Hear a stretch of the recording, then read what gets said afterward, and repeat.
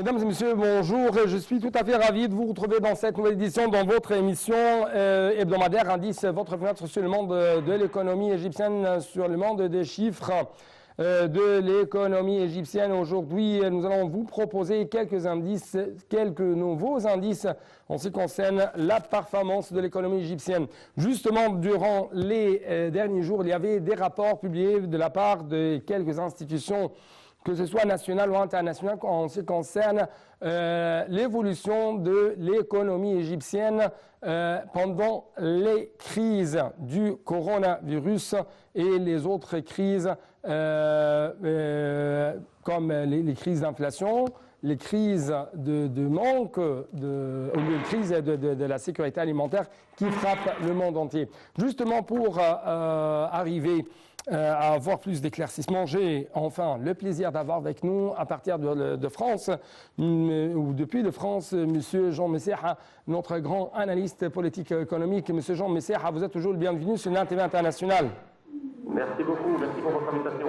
Merci beaucoup, Monsieur Jean Messeha. Justement, pour commencer, en fait, le service d'information du gouvernement SIG a affirmé la poursuite de la performance forte et des indicateurs positifs de l'économie égyptienne tout en préservant ses acquis et surmontant les crises à la lumière de la mise en œuvre rationnelle des politiques de la réforme économique et structurelle menée par l'État au cours des dernières années. En fait, ce rapport publié par le SIG, ou le service d'information du gouvernement, a évoqué la poursuite de la croissance économique pour la deuxième année consécutive lors de la crise du coronavirus, enregistrant ainsi 3,3% en 2020-2021. Donc, c'est presque les grandes données ou la grande déclaration faite par ce rapport. Mais justement, vous avez des explications pour ça, n'est-ce pas? Oui, alors, disons que la croissance égyptienne est repartie très fortement l'année dernière et les projections pour cette année sont également très prometteuses. Cela étant, le potentiel de l'économie égyptienne en termes de croissance n'a pas encore été atteint.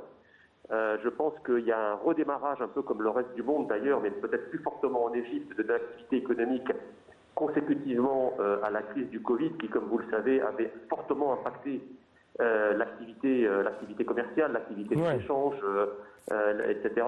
Et effectivement, à mesure que l'on sort de cette crise du coronavirus, à la fois par les politiques gouvernementales en termes sanitaires, de vaccination, d'isolement, de tests, d'hospitalisation, etc., eh bien, le retour à la vie normale eh bien, provoque mécaniquement un retour de l'activité économique. Donc pour cela, l'Égypte suit un peu la tendance mondiale, même si ses performances sont un petit peu au-dessus. Oui, oui. Mais justement, par exemple, le rapport a souligné l'annonce par l'agence de notation Fitch que l'Égypte était l'un des rares pays à avoir connu une croissance économique positive tout au long de la crise de Covid-19. Et même, il y avait des indices très importants en ce qui concerne, par exemple, le chômage.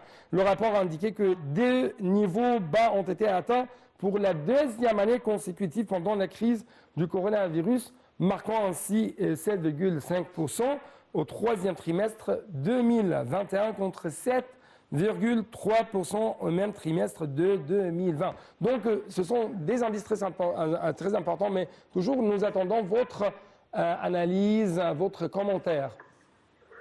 Oui, alors c'est vrai que, en fait, je pense que l'Égypte, un peu comme tous les pays qui sont à la fois jeunes, très jeunes dans leur population, et avec un pouvoir, je dirais, fort, ont pu circonscrire les effets de la crise. Et je pense qu'à la fois la jeunesse de la population égyptienne et les mesures extrêmement vigoureuses prises par les autorités égyptiennes et en particulier l'armée pour traiter, isoler, etc., a fait que effectivement l'impact du Covid sur l'Égypte n'a pas été le même que dans des pays où la population est un peu plus âgée et où les mesures ont un peu tardé à être mises en œuvre, comme c'est le cas de certains pays européens par exemple. Et donc évidemment, les deux combinés, c'est-à-dire une population plutôt jeune, conjuguée à des efforts gouvernementaux très précoces et très forts pour circonscrire les effets de la crise, ça a fait que l'impact a été moins brutal et moins violent sur l'activité économique et tous les indicateurs économiques, à commencer par le chômage, bien entendu. Oui, oui. Mais à quel point vous trouvez que les grands projets qui ont été établis sur le terrain créent de plus en plus des opportunités de travail pour les jeunes Égyptiens et en même temps on trouve qu'il y a une sorte de reprise de plus en plus forte dans des domaines ou dans des secteurs qui étaient en panne durant les 2 ans de la crise du coronavirus, comme par exemple le tourisme. Comment ça, bien sûr, arriver à donner une source d'impact plus positif à la performance de l'économie égyptienne?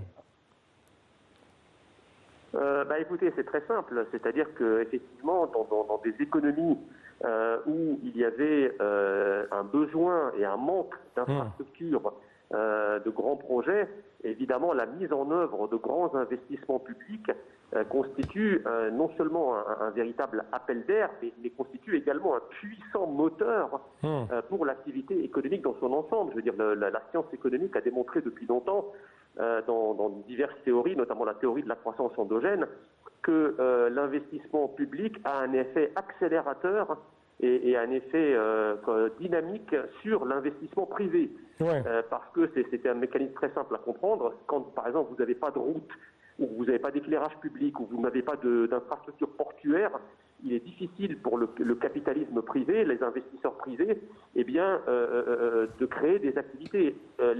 L'investisseur privé arrive quand toute l'infrastructure publique a été mise en œuvre, que ce soit l'eau, l'électricité, les voies fluviales, les voies routières, les voies ferroviaires. Et donc, en la matière, le gouvernement égyptien, de par les grands projets d'infrastructure qu'il a mis en œuvre depuis l'arrivée au pouvoir du président Al-Sisi, a évidemment eu un effet d'entraînement extrêmement puissant, à la fois sur l'activité privée interne à l'Égypte, mais également ça a été un encouragement pour les investisseurs internationaux également. Oui. Autre indice très important, il s'agit de l'inflation. Cette fois-ci, on trouve que le rapport de SIG a indiqué que la stabilité du taux annuel de l'inflation dans les objectifs de la Banque centrale a plutôt atteignant 5,2% en 2021 contre 5% en 2020. Tandis que le taux de jour le jour, TGG, s'est stabilisé à 8,25% fin décembre des 2 années 2020 et 2021. Donc, comment vous trouvez les efforts de l'État égyptien visant à maîtriser un peu plus l'inflation au sein de l'économie égyptienne?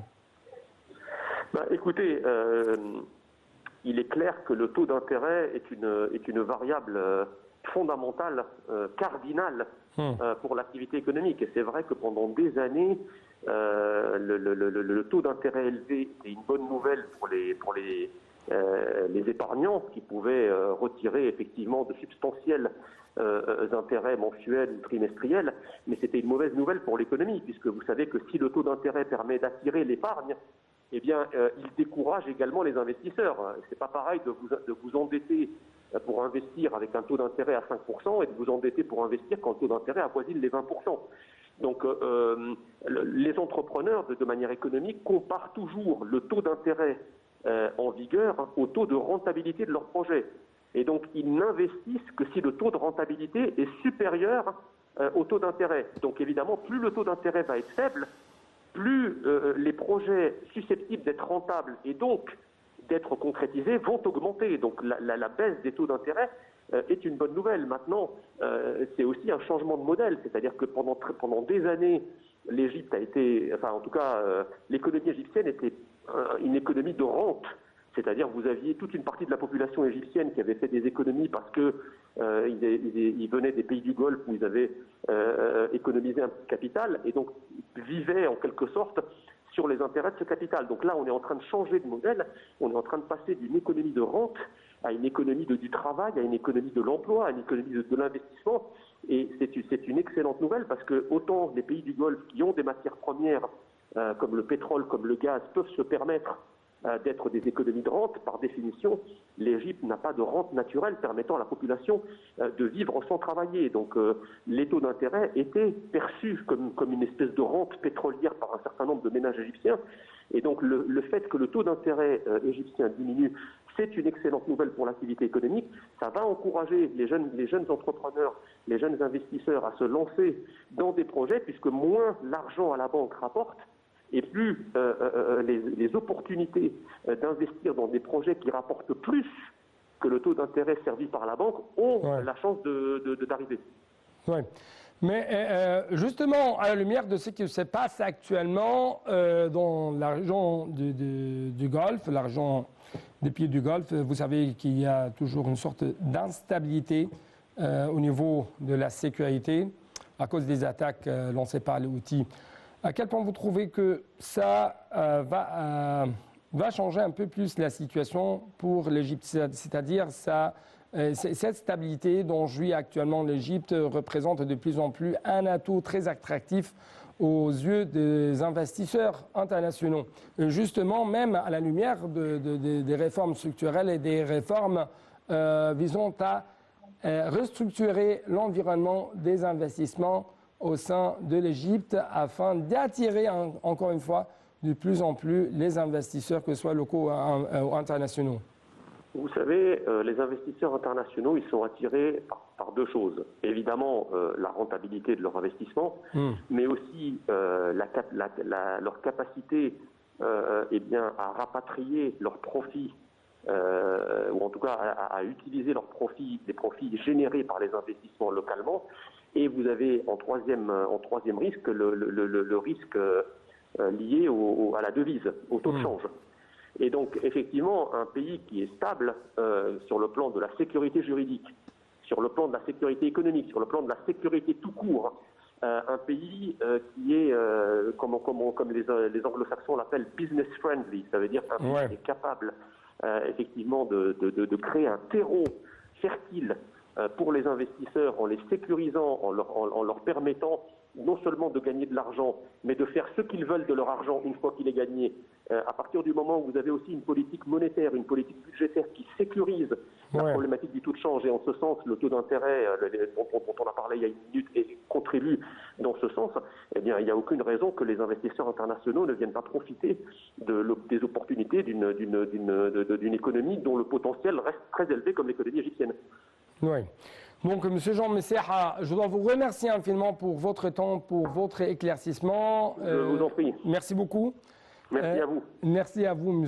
Jean Messeha. Au revoir, monsieur. Au revoir. Au revoir. Donc, c'était M. Jean Messeha qui vient de nous parler depuis la France.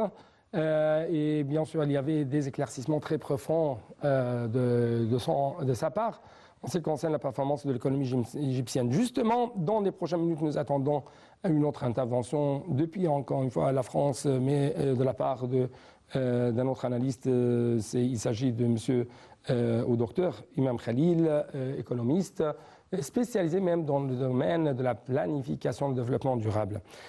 En fait, durant les derniers jours, on trouve que la Banque mondiale a prévu une hausse de la croissance de l'économie égyptienne à 5,5%. Si je peux dire ça, lors de l'exercice de 2021-2022. Il y avait des raisons qui ont été relancées ou même proposées par le rapport de la Banque mondiale à cet égard. Par exemple, l'amélioration de la demande extérieure des principaux partenaires commerciaux, en plus de l'expansion des TIC, de l'extraction de gaz et de l'amélioration de la performance du secteur du tourisme ici en Égypte. Monsieur docteur Imam Khalil, vous êtes toujours le bienvenu et bonjour. Bonjour docteur Hani, merci bien pour votre invitation. C'est moi qui est vraiment très ravi de vous retrouver à travers la ligne de NAL TV International et très ravi encore une fois parce que vous essayez toujours de nous donner une image plus claire en ce qui concerne la performance de l'économie égyptienne et ça à la lumière des indices qui ont été révélés justement ces derniers jours et ces derniers mois par les grandes institutions, que ce soit nationales ou internationales, spécialistes dans le domaine de financement, dans le domaine des finances. Docteur Imam Khalil, en fait,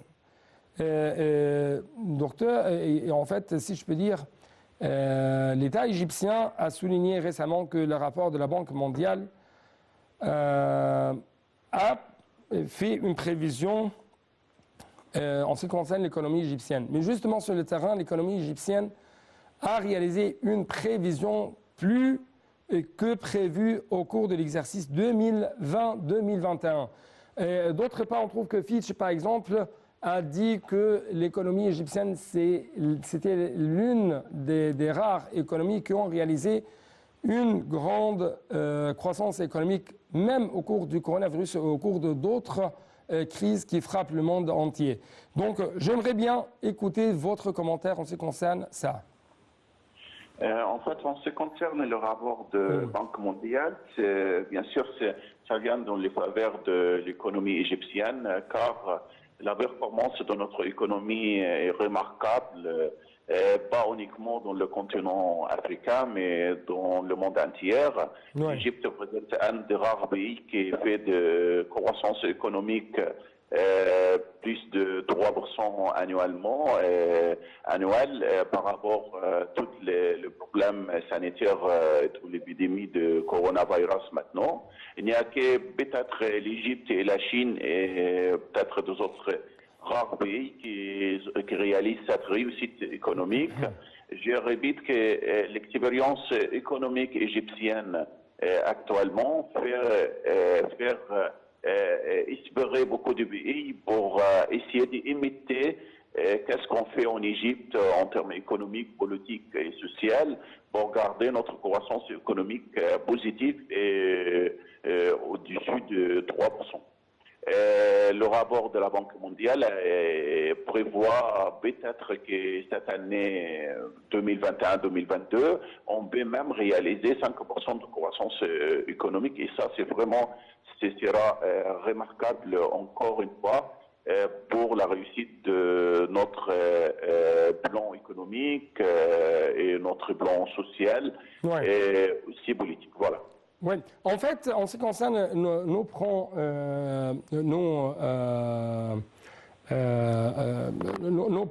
de protection sociale, par exemple, on trouve que la FMI a dit que le président égyptien Fattah el-Sisi a relié l'initiative Vie décente aux objectifs de développement durable.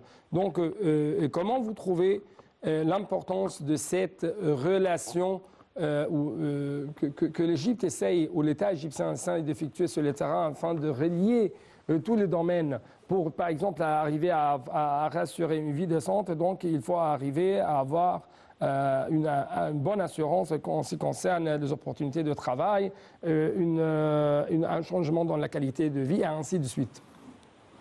Je vais dire que depuis l'arrivée de notre président Abdel Fattah el-Sisi, il a pris une stratégie très réussite de faire vraiment de projets pharaoniques sur tous les champs et les secteurs économiques et sociaux. Le projet ou l'initiative de vie décente en Égypte a un projet très prometteur qui est connu sans exagérer, connu sur le niveau international, à l'échelle internationale, car c'est un projet gigantesque et pharaonique qui va améliorer la vie de plein de citoyens égyptiens. Avant, il y avait toujours des décalages entre le développement économique dans les villes ou dans certaines zones en Égypte, et on a ignoré malheureusement pendant longtemps la vie quotidienne et le niveau de vie des paysans, surtout dans les villages égyptiens, qui représentent peut-être 55% de population. Ce projet va permettre bien sûr de rendre les plupart des villages égyptiens, qui est peut-être plus de 4000 villages, va le rendre des villages encore plus productifs en termes économiques, et va améliorer le niveau de vie de tous les paysans de façon qu'on ne va pas sentir les grands écarts entre les services publics et le niveau de vie entre les villages et les villes comme ici en Europe. Et ce projet, il était félicité par toutes les organisations mondiales et les associations sociales aussi, soit en Égypte, soit ailleurs de l'Égypte. Ce projet, c'est notre président qui donne beaucoup plus d'accent sur ce projet parce que ça va changer le donne en Égypte, ça va même ramener l'Égypte pour réaliser tout ce qu'on souhaite dans le plan, sur le plan économique de 2030. Oui. À quel point vous trouvez que de plus en plus le monde entier, les différents partenaires économiques ont de confiance de plus en plus croissante à l'égard de l'Égypte, de l'économie égyptienne, de l'administration égyptienne, notamment en ce qui concerne la gestion des crises, que ce soit à l'extérieur, à l'intérieur des pays. Je parle de ça à la lumière de dernier rapport, dernier indice en ce qui concerne les revenus du canal de Suez. Ils les ont augmentés de 5,6 milliards de dollars en 2020 à 6,3 milliards de dollars en 2021, enregistrant le revenu annuel le plus élevé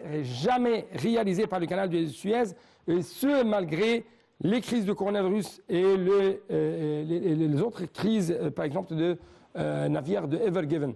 Donc vous avez des explications à ce propos? Bien sûr. Tout d'abord, j'avais l'honneur d'être sur le plateau dans la journée de oui, voilà, de Canal de Suez, lorsque notre président a inauguré. Oui, voilà, le Canal de Suez. J'ai bien dit dans cette époque que ce projet est prometteur parce que ça va faire augmenter notre revenu annuel de Canal de Suez de façon consécutive. Et voilà, c'est le résultat actuel qu'on vient de dépasser les 6 milliards de dollars cette année pour la première fois dans notre histoire. Et cette augmentation, malgré tous les problèmes sanitaires, tout le problème d'épidémie coronavirus, ça mérite vraiment de refléter comment les planifications économiques en ce qui concerne le canal de Suez a réussi de mettre vraiment un projet important. Il faut savoir qu'on a dépassé maintenant le fait que faire passer tous les navires par le canal de Suez. Ouais. Maintenant, il y a une zone industrielle internationale autour du canal de Suez qui va aussi participer de faire augmentation, de faire de l'Égypte une zone de, comment dire, une zone logistique qui est liée les pays européens, les pays du Nord, avec tout le continent africain, de façon que je suis sûr dans les 2-3 années qui viennent, on va même dépasser le chiffre de 8 milliards de revenus annuels pour le canal de Suez. Ouais. En plus, toutes les valeurs ajoutées qui va venir grâce au projet de zone industrielle autour du canal de Suez. Oui, mais quel est l'effet de la localisation des industries sur le renforcement de l'économie égyptienne, sur l'accroissement de la productivité au sein de l'économie égyptienne? Oui, en fait, l'industrie, c'est un sujet qui était malheureusement ignoré pendant longtemps avant l'arrivée de notre président. Maintenant, depuis son arrivée, il a tout d'abord, il y avait une initiative pour aider dans cette époque, je crois, depuis quelques années, et il y a une initiative pour aider 3000 usines de reprendre les activités normales pour produire, pour reproduire et participer au marché de production. Et ensuite, toutes les réformes administratives, fiscales qui étaient faites pour encourager les investissements dans le domaine industriel.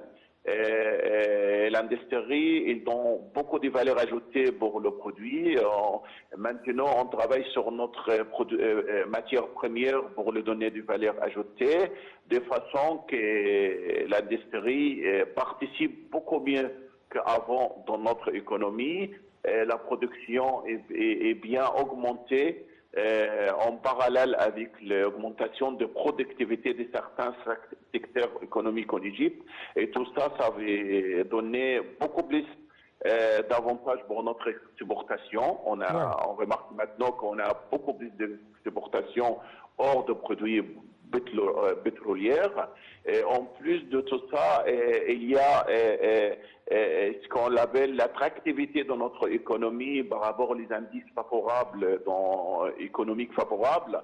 Et il y a plus d'investissements étrangers qui viennent installer en Égypte. L'Égypte, bon, peut-être les 5e année consécutive, est le premier pays en termes d'attractivité d'investissement étranger en Afrique. Tout ça, bien sûr, ça va améliorer encore plus le secteur industriel. Quand on voit, par exemple, maintenant, il y a des accords avec les Japonais pour produire les voitures entières en Égypte, surtout les voitures électriques. Il y a des autres accords avec des autres entreprises pour produire les grandes voitures de train, de métro en Égypte. Tout ça, ça va amener l'Égypte pour une deuxième étape de développement économique important. Et les conséquences sur le consommateur, sur les citoyens, on le voit très réellement maintenant, parce que j'ai dit toujours que le fruit de cette croissance économique, on le touche maintenant, même pour les familles modestes. Il y a une amélioration dans notre niveau de vie par rapport aux 2 ans d'avant. Voilà. Oui, mais justement, il y avait des initiatives qui ont été lancées par l'État égyptien sur la réduction des émissions à effet de serre et deux autres initiatives pour la transformation vers l'économie verte et ainsi de suite. Justement, ma question porte sur les complexes industriels respectueux de l'environnement. Permet vraiment d'arriver à avoir des opportunités d'investissement de plus en plus grands de la part des investisseurs étrangers, oui ou non? Bien sûr, oui, parce qu'en fait, l'Égypte, elle était toujours en accord avec les Nations Unies pour protéger l'environnement, pour essayer d'éviter la pollution, soit en Afrique, soit à l'échelle mondiale. Donc, il y a des règles, c'est pour ça que j'ai incité les règles administratives en ce qui concerne le secteur industriel en Égypte.